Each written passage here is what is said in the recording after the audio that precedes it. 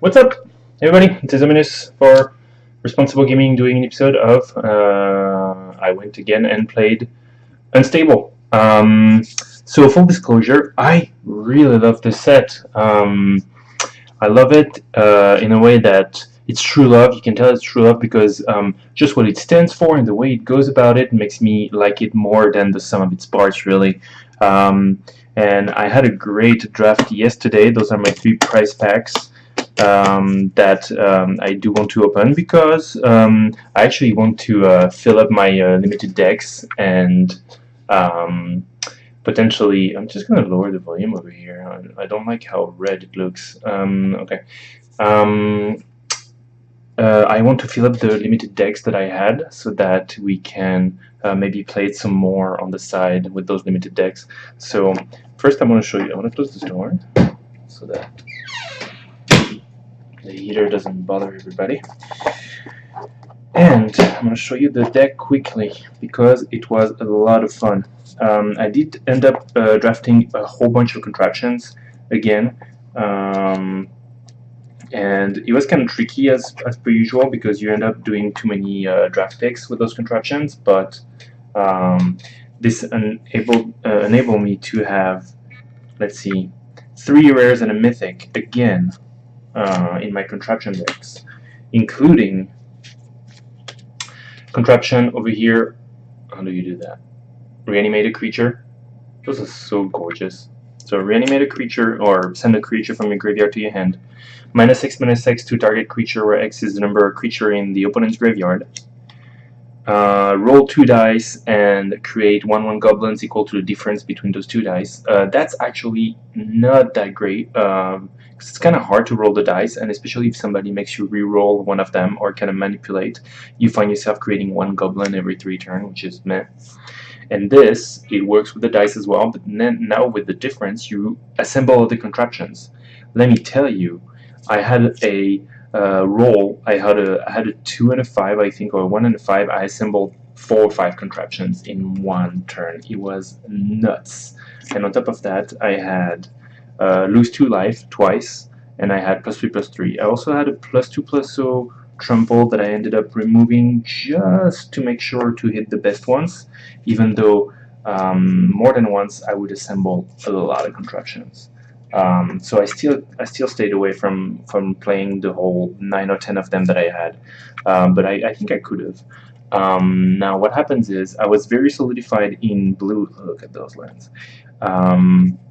I was well solidified in blue, but I didn't know. I was pretty lost as to what I was going to be drafting at my second color, and I was already wasting, quote unquote, a lot of picks on contraptions. So I was pretty lost.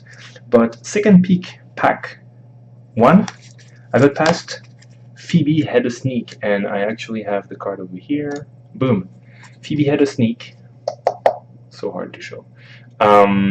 She's awesome. So she can be blocked by creature with flavor text, which is fine, but she also steals text box from creatures. At the end of the day, that doesn't do all that much. It just steals their ability for the most part. It rarely does anything else. He also steals the watermark and the flavor text, which is kind of hilarious. But that also means that if she steals something, then the creature doesn't have a flavor text anymore, and he can block her after all. Also, I thought it was a protection. It is not. So it's, fine. And on pack 3, incredibly enough, I got past X. And I'm going to try and find X over here. It's going to be a little harder because of X being a letter only. Let's see. X. Oh yeah, that's definitely going to be annoying. Let's see. So it should be on the last page, I suppose. And X is, god damn it, there you go. So please display. Yep. I don't know. Alright, so X gonna give it to you. That's the idea. And this guy, so it is actually a little slow. You get to cast him and then pay 2 and tap to install it in your opponent's hand. When it's done, you can see their hand, which is already a pretty sweet bonus. And from now on, you can pay 5 instant speed to play a card from their hand. So you're not going to be able to cast lands unless it's your turn, but you're going to be able to cast a land from their hand if you'd like for 5 mana. But you can also kind of cast anything instant speed in the draw step, and that includes or anything really. So I had an opponent that had 2 Hydra Doodle in their hand, which is a crazy XX when you roll a bunch of dice. I could just play 1 for 0 and just remove it from their hand, basically. I could also, but basically, as soon as they draw something, you can just pay 5. So you end up just keeping your 5 mana and just stealing all their cards. It's pretty nasty. Then I was kind of short on playable, so I ended up playing a Duress Effect, which is fine. Timeout, I think I would have played it. I did have a Secret Base. This one is hilarious. The Hoisted Ireling. Let's find it over here. Hoisted Ireling is a 2-1 flyer for all intents and purposes because it can fly anytime you just hold it over the battlefield like this, which is amazing because you can give it and remove it flying on a dime, which is pretty sweet. I got Cheaper Chopper over here. Sacrifice a creature, it comes into play with 2+1/+1 counters and assembles a contraption. So it's very important, as opposed to my previous draft, that you assemble as many contraptions as you can. So I actually decided I would try and draft blue for that reason. And boy, was I happy with it, with my 3 rares and mythic contraption. So this guy is actually pretty sweet. You can maybe assemble Sacrifice a Beeble, which is like the 1/1 looter artifact that can be unblockable, which might have gone kind of not that useful at some stage of the draft, or you can just sacrifice one of your other contraptions. I have 2 Crafty Octopus, which is over here, just a kind of a 1/3 assemble contraption. I mean, this deck just loves assembling its contraptions. Get a couple of unblockable creatures. I got a 1/1 Death Touch that assembles a contraption. You definitely want some of that.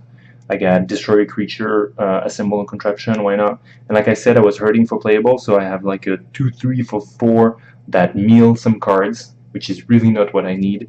And I didn't have any augments either, and I also have a 2/3 for 5 that draws a card, which is better, but still kind of not doing all that much in a slow deck. And I also have the Staff of the Letter Magus, which is, I'm going to show you. Oops. No. The Staff of the Letter Magus is you pay 3, you pick a letter, and then every time this letter pops into a card, you gain a life for every time the letter appears. So I would pick L, and every time something has L in the name, I would get some life. And for example, Novel Mental over here, Novella Mental, it's got 3 L's, so you gain 3 life, which is pretty nifty. So it's not, I don't know that I would have played this, but in a slow deck that needed some life to hit its contraptions and its late game stuff, I ended up playing it when I was running out of cards, and it would potentially save me a little bit, so it wasn't actually that bad. I get the 5-finger discount over here, which is actually pretty completely amazing. 5-finger discount, put target non-land permanent into your hand, so you just basically do a control magic on a creature of your opponent, except you need to cast it first. So you just send whatever permanent into your hand. This is amazing in that sort of deck. Like, whatever would kill me, it does not. Instead, I'm going to be using it. It was just great. And finally, I have Over My Dead Bodies, which I didn't end up using. Over My Dead Bodies, for the simple reason that I didn't have that many creatures. And then, so all of a sudden, this spell kind of makes it so that all creatures in all the yards kind of start fighting each other on a separate battlefield, except my opponents would have more creatures in their yard than I would usually, because I would remove some and I wouldn't play that many. So I rarely found the occasion to do it. If I had known, I might have milled myself with the Jellyfish potentially in preparation for playing Over My Dead Bodies. But still Still thought I would use it. That was pretty fun. So that's for the deck. It was just a ton of fun assembling a ton of contraptions. It was very powerful, and I went 3-0. So here's the boosters. Let's open them. Let's see if we get some sweet foil full art hand. I already opened this booster. Look at that. This is going to be a clue, isn't it?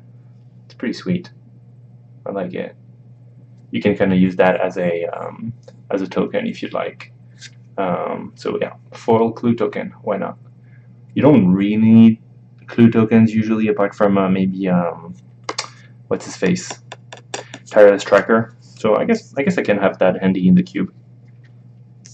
Merman. Okay. Draw a card, not so bad. Squirrel Dealer, never seen it play. I assume it's fine. It's 2/1/1s for 1. Why not? Fun for the most part. Adorable Kitten. Actually, I've had somebody play this against me. Turn 1, gain 6 life, and then put a +1/+1 every time an artifact enters the battlefield at the end of the turn. You trigger, and he would gain a ton of life. We get a counterspell, an hireling, iguana, extremely slow zombie. I never got to try it. I don't know how good it is. Slice by. Whenever Slice by deals combat damage to a player, roll a 6-sided die. That player loses life equal to the result. So when it deals combat damage to a player, I guess so. It's still only a 1/1 for 2/2 for 3 though. So I don't know. Druid of the Sacred Beaker. That should be good. Add 1 green for every crossbreed lab watermark amongst permanents you control. So if you are, I believe, semi-colors, this could make more than 1 mana. That seems pretty powerful. It's a 2/2 for 3 that makes at least 1 mana. Half orc, half something. I was actually not a huge fan of this, mostly because it gives +3/+1, so the creature is not quite sure it's going to survive. Cogmentor, why not? 1/1 flying, reassemble a contraption, which is moving a contraption. That's not so fantastic. Insight. Assemble X contraptions. See, this I might have been pretty okay with. I think I could assemble some massive. The thing is with this card is I might have too many cards that actually assemble contraptions, so that at the end of the game I don't really need to assemble X. But even if I have 2 left, pretty cool to assemble them on the spot. And if I have 3 or 4, this is just massive. So I guess it's good. No dice for the foil land. Accessories to Murder, that was in my sideboard. 2 contraption. This one is +X/+2 until end of turn, where X is the number of creatures you control. It was good, but I didn't have that many creatures, so I decided to remove it to hit my rare and mythics instead. And over here we have, whenever this creature deals combat damage to a player, you may draw a card, discard a card. Yeah, that's not powerful enough for me. I mean, it depends. Now, if I have even more assemble contraption things, then maybe I start playing the crappy contraptions, but it's pretty sweet hitting your good contraptions. Our token is a Saproling. It's quite gorgeous too. Yeah, it's pretty cute. Pretty cute. Full art Saproling token. Multi-headed Hydra, Timeout, Shaggy Camel, +1/+1 to all your creatures.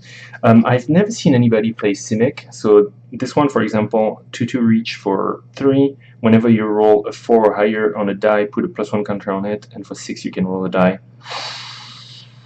I mean, it's a 2/2 reach for 3. It's not super. Paniac. Beginning of your keep, roll a die, it gets +X/+0, where X is the result. That can be powerful. You need to just make sure you can provide the aggression. Work a double, assemble some contraptions. Nomen Engine, 2/2 for 4. It's kind of but it makes a bunch of artifacts. So there's a lot of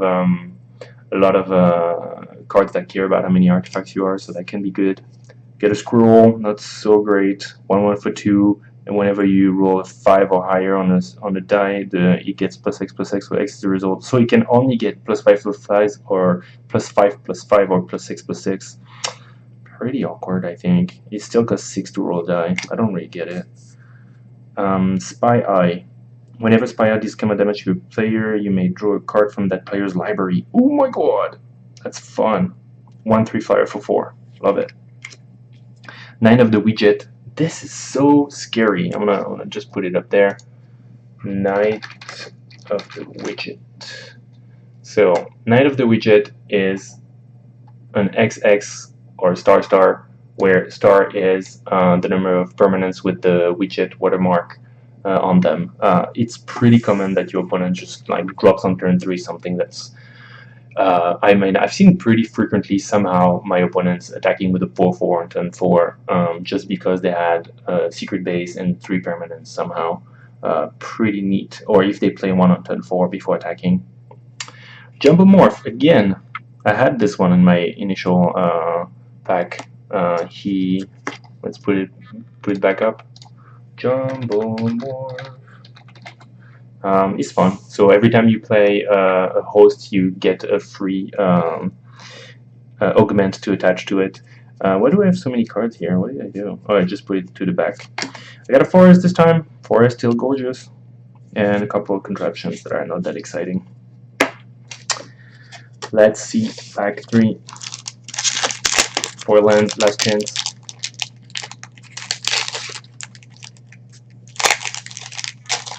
Okay.